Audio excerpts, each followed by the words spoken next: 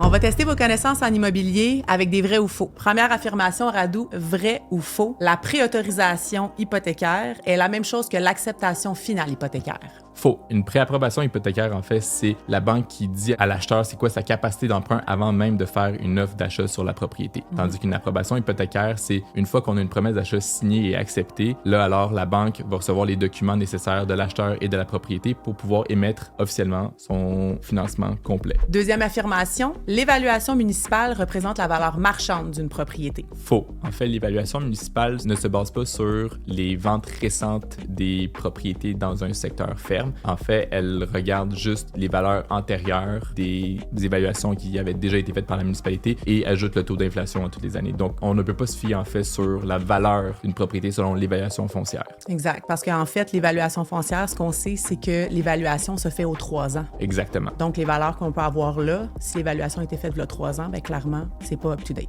Exact. Prochaine affirmation, un acheteur ne peut pas faire d'inspection. Le plus gros faux en immobilier, en fait. Tout acheteur a le droit de faire une inspection sur la propriété et si quelqu'un te dit que tu ne peux pas faire d'inspection, honnêtement, pars en courant. Affirmation suivante, quand on fait une offre, il faut toujours offrir moins que le prix demandé. Encore là, c'est faux parce que ça dépend exactement de la situation dans laquelle la propriété a été mise en marché. Donc, est-ce que le prix est plus bas? Est-ce que le prix est plus haut? Est-ce que la propriété est depuis très longtemps sur le marché? Est-ce qu'il y a des besoins de rénovation? Ça va tout nous indiquer si est-ce qu'on fait une offre en dessous, au prix ou en haut du prix. Puis je pense qu'en 2026, la question aussi qu'on peut se poser, c'est est-ce que tu te retrouves dans une situation d'offre multiple ou non? Exact. Fait que là, nous, on est curieux. Dis-nous en commentaire combien tu as eu de bonnes réponses.